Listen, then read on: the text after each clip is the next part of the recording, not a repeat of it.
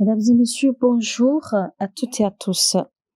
Recevez le message intitulé « Pourquoi vos dons sont-ils dormants ?»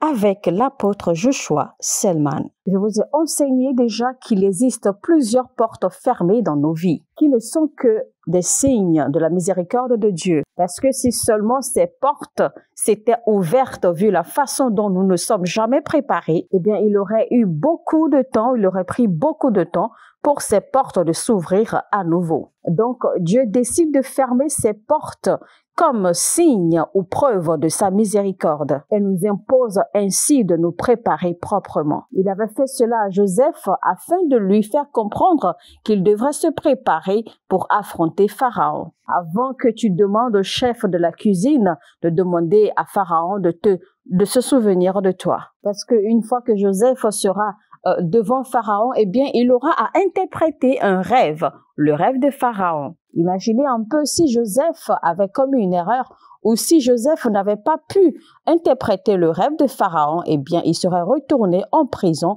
et on n'aurait plus jamais entendu parler de lui. Personnellement, j'ai pris la décision ferme de ne pas être seulement un prédicateur spirituel, mais que toutes mes prédications seraient des messages clairs, des messages remplis de spirituel, mais également d'intelligence, de compréhension, de révélation pour la gloire de Dieu, de sorte à ce que quand mes messages sont prêchés, que les gens puissent trouver des points qu'ils peuvent appliquer dans leur vie. Vous passez un message ou quand vous prêchez, peu importe l'intelligence ou le mysticisme selon lequel votre message pourrait se présenter, eh bien, votre communication doit être une communication qui a de l'intelligence et qui a des points que les gens peuvent utiliser ou que les gens peuvent comprendre aisément, utiliser et appliquer à leur vie. Alors, que faire avec les dons de Dieu dans votre vie? Premièrement, vous devez avant tout découvrir ce don ou ces dons.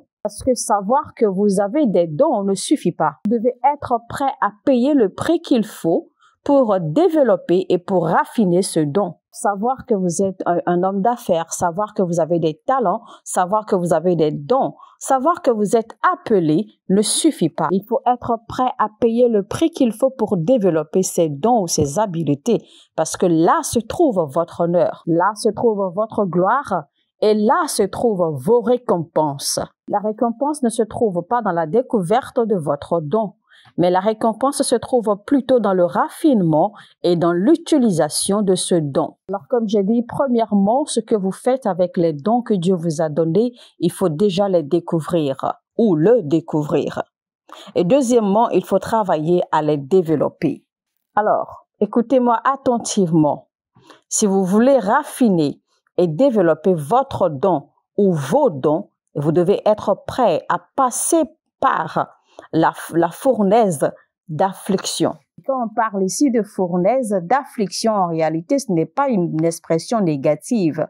Parce que quand plusieurs personnes ou quand certaines personnes entendent simplement le mot affliction, eh bien, ils ont la tendance à fuir ou à se recroqueviller. Mais je dois vous dire que les sacrifices constituent le langage des champions. Personne ne devient grand selon leurs propres règles. Si je prends par exemple le ministère, je ne veux pas paraître insolent ou arrogant, mais je peux vous dire, mais le ciel sait, la tête qui porte la couronne n'est pas toujours en paix. N'interprétez pas surtout mal la gloire de Dieu que vous voyez se révéler ou se manifester dans la vie de certaines personnes aujourd'hui. Que cela soit dans la ligne d'accéder à l'onction ou que cela soit dans la ligne de suivre des cours pour avoir des révélations ou même que ce soit dans la ligne de comprendre le leadership, vous devez savoir que la connaissance n'est pas un don. Vous achetez la vérité. Vous achetez la connaissance. Développer n'importe quoi est difficile. En fait, il est clair. En d'autres termes, il est difficile de développer n'importe quoi. Vous pouvez voir cela, d'accord, à travers l'exemple des architectes. Prenez par exemple des architectures, des immeubles. Vous pouvez détruire n'importe quoi en moins d'une seconde, en moins d'une minute. Mais vous savez bien que vous allez mettre au moins 2, 3, 4, 5, 6 ou même plus d'années à bâtir une construction et cela dépend, d'accord, de la structure que vous voulez ériger. Donc, bâtir est toujours difficile. Bâtir les hommes, bâtir une image ou une renommée, grandir dans l'onction, bâtir votre foi, bâtir ou renforcer votre banque de connaissances, que ce soit spirituelle ou intellectuelle, cela prend beaucoup de temps et cela coûte extrêmement cher. Et c'est là où beaucoup de personnes commettent l'erreur. C'est là où beaucoup de personnes se trompent et se perdent. Parce que nous avons cette idée superstitieuse, le simple fait que nous avons le Saint-Esprit et que j'ai les écritures bibliques qui me renforcent. Et donc, à cause de cela, automatiquement, même sans produire aucun effort de ma part personnellement, que je pourrais réussir aussi simplement et mystérieusement ou comme par magie. C'est alors là aussi que plusieurs personnes comprennent mal les enseignements sur la faveur. Les gens prennent la faveur comme un instrument qui peut les propulser sans qu'ils n'aient à fournir d'efforts. Beaucoup de personnes pensent que parce qu'ils ont la faveur ou parce que l'évangile prêche la faveur ou parce que Dieu donne la faveur, eh bien qu'ils n'ont plus besoin de fournir d'efforts, qu'ils n'ont qu'à dormir tranquillement chez eux et que par faveur, eh bien, ils vont se retrouver à des sommets, ils vont se retrouver avec des réalisations sans avoir fourni aucun effort. Et donc, ils pensent que la faveur, c'est quelque chose qui vous fera réaliser des choses juste comme par magie. Alors que j'ai beaucoup enseigné sur la faveur et je vous ai toujours dit que la faveur est quelque chose qu'il faut mériter. C'est cette idée que certains enseignent que la faveur est un élément ou est une chose que l'on n'a pas méritée, qui déçoit les gens et qui font que les gens sont si complaisants et si nonchalants dans leurs actes dans la vie et ne sont pas très sérieux à réussir. Certains iront même jusqu'à dire « Oui, je sais que mon Dieu le fera pour moi. Même si tu te moques de moi aujourd'hui, t'inquiète pas. Demain, tu riras. Demain, tu viendras célébrer avec moi. Demain, tu me verras et tu auras honte. » Oui, je suis d'accord que ça, c'est une confession. C'est une bonne confession de la foi et je suis d'accord avec vous.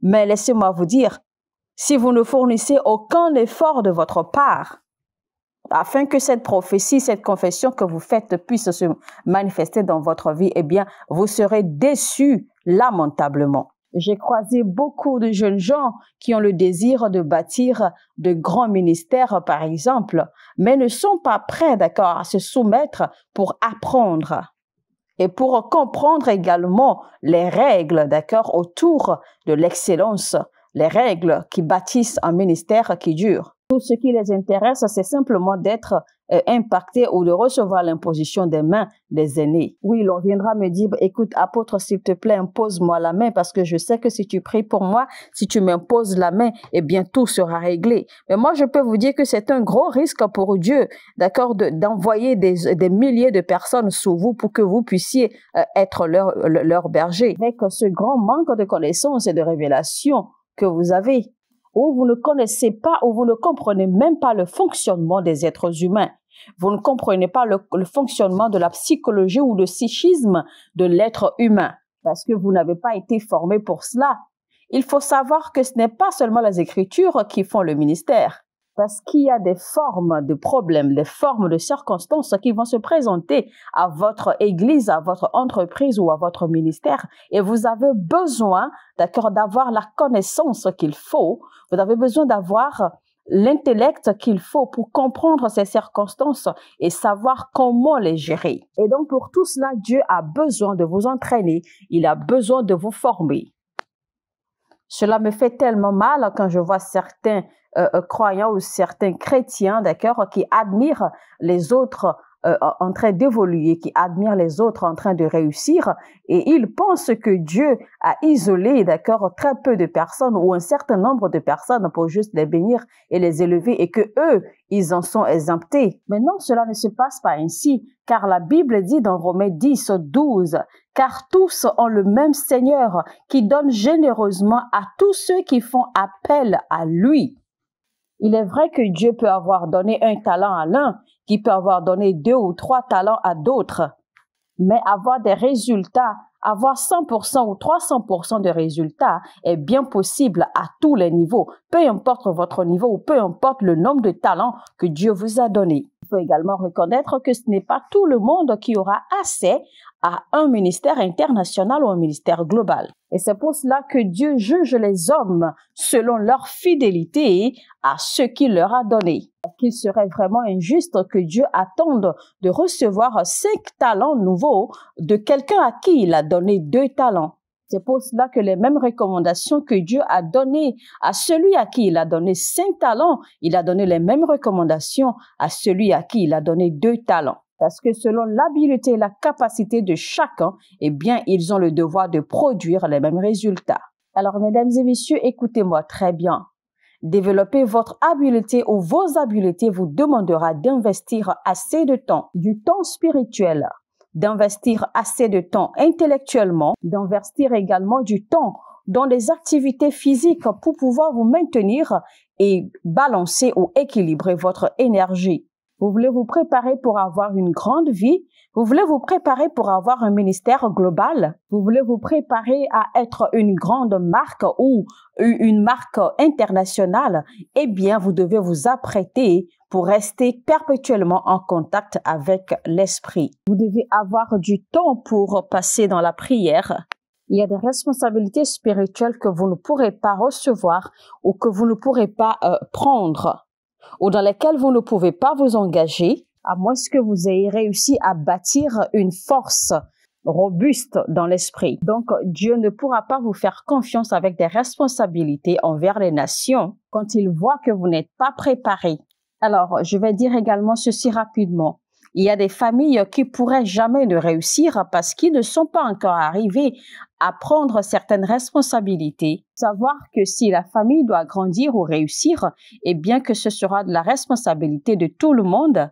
Vous avez par exemple une famille de 10 membres où tout le monde s'accuse, où les parents se foutent pas mal du devenir des enfants, où les hommes sont peut-être très paresseux, où les femmes ne font que compter sur les autres, etc.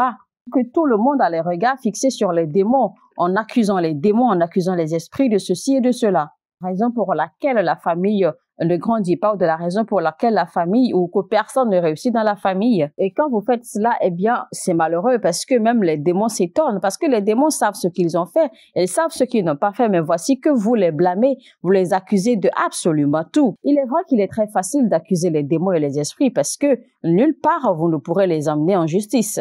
Mais même si vous devez blâmer les esprits et les démons de ceci ou de cela, que faites-vous vous-même alors?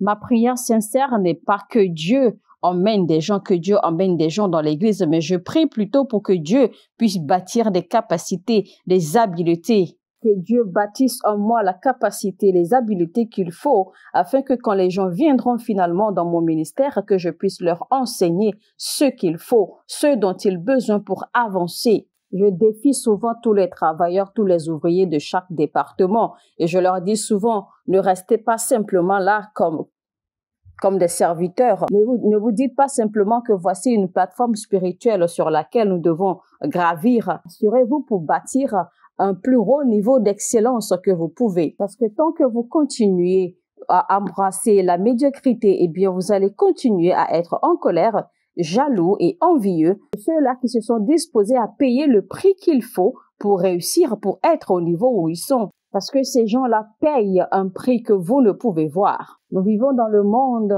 aujourd'hui où malheureusement les gens prennent du plaisir à détruire ou à rabaisser, d'accord, ou à ramener les autres en bas ou à leur niveau. Parce que les gens sont si aigris, les gens sont remplis d'envie et de jalousie, alors que la Bible dit clairement car tous ont le même Seigneur qui donne généreusement à tous ceux qui font appel à lui. Ces gens ont oublié que avec un peu de diligence dans leur travail ou dans une œuvre, eh bien que Dieu peut les récompenser également. Selon la parole écrite dans ce verset de Romains 10, 12, eh bien je peux vous dire que il est vrai, mais ce n'est pas tout ce qui est dans le royaume de Dieu qui est un don. Il y en a qui sont des récompenses. Imaginez que par exemple que vous priez seulement 5 minutes et vous commencez à somnoler, vous commencez à dormir.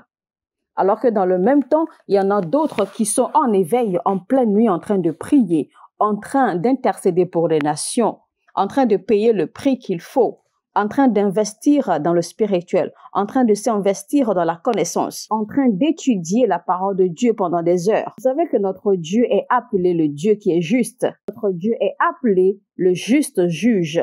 Et donc, vous voyez qu'il est impossible que vous puissiez, d'accord, être à ce niveau de prier seulement 5 minutes et de dormir, que vous puissiez être au même niveau que quelqu'un qui prie des heures, qui passe la nuit à rester en éveil et à prier des heures et à s'investir à plusieurs niveaux dans plusieurs aspects de la vie. Pendant ce même temps, il y a des gens qui sont soumis, d'accord, à des couvertures, qui sont soumis sous des mentors, qui sont soumis pour apprendre. Pourquoi prenez-vous la puissance de Dieu? Que pensez-vous que la puissance de Dieu est? Pensez-vous que la puissance de Dieu est un gris-gris ou un fétiche? Savez-vous seulement ce que cela signifie? De tenir devant des nations et de faire des déclarations et de parler aux gens, aux vies et au destin. Et que le Dieu qui a créé les cieux et la terre se mette à honorer vos paroles, vos déclarations. Et j'espère que vous savez, que vous vous rappelez surtout que Dieu n'est pas un homme. Vous voulez que votre génération entende votre voix. Vous voulez que le monde entende votre voix. Eh bien, il vous faudra plus que de poster seulement des vidéos sur Internet. Vous devez sortir de ces enclos, sortez de ces bêtises et investissez dans l'esprit. Il doit avoir une historique de vous dans le règne spirituel. Si le ciel ne vous approuve pas sur la terre, vous allez simplement perdre vos énergies, perdre du temps et perdre votre vie. Cela pour rien sur la terre. Vous voulez l'onction? Vous avez besoin de passer du temps avec Dieu. Allez découvrir les différentes ou diverses dimensions dans l'esprit et la capacité ou les talents qu'il faut, les compétences qu'il vous faut pour pouvoir en tirer de ces dimensions. Il faut également savoir que toutes les dimensions ou tous les puits, d'accord, de dimensions spirituelles ne fonctionnent pas de la même façon. Parce que quand vous rencontrez des gens qui opèrent à diverses dimensions, et à diverses fréquences dans le règne spirituel, c'est parce que ces gens ont appris à maîtriser comment tirer, comment puiser des différentes dimensions de l'esprit. Il vous faut donc payer le prix, le sacrifice des jeûnes, faire le sacrifice de la prière, faire le sacrifice d'écouter et de suivre la voix de Dieu, d'obéir à ses instructions même quand cela ne vous convient pas. Personnellement, il m'est arrivé plusieurs fois où Dieu m'a donné des instructions très sévères, des instructions très amères, très difficiles, des instructions douloureuses. Mais il a fallu que j'y obéisse à toutes. Je vous ai souvent appris, d'accord, comment détecter ou comment discerner les saisons. Par exemple, quand une nouvelle saison veut commencer, eh bien, vous commencez soudainement à avoir un désir, un appétit inhabituel à prier. Un appétit, un désir inhabituel à donner, à faire des dons ou à faire des semences. Un appétit ou un désir inhabituel à jeûner, par exemple. Ou parfois, vous avez simplement envie d'être complètement séparé, d'être isolé de tout le monde. Eh bien, vous devez savoir qu'à ce moment-là, cela veut dire simplement qu'il y a une saison qui veut prendre fin et qu'une autre saison veut s'ouvrir pour vous. Et si vous ne comprenez pas ces dimensions ou ces manifestations, eh bien, vous risquez de perdre votre temps beaucoup trop longtemps. Mesdames et messieurs, c'était donc l'apôtre Joshua Selman dans son enseignement « Pourquoi vos dons sont-ils dormants ?» Mesdames et messieurs, chers téléspectateurs, si ce message vous a édifié et si vous désirez soutenir notre chaîne, eh bien, vous pouvez contacter les différents numéros qui se trouvent dans la description de cette vidéo et une équipe s'occupera de vous. Vous pouvez également visiter les différents liens qui se trouvent dans la description, soit pour devenir membre de la chaîne ou pour devenir partenaire de la chaîne et soutenir cette chaîne. Si vous voulez également envoyer vos offrandes et vos dîmes et des semences, il y a également un lien destiné dans la description pour ce fait. Et sur ce, je vous dis que Dieu vous bénisse.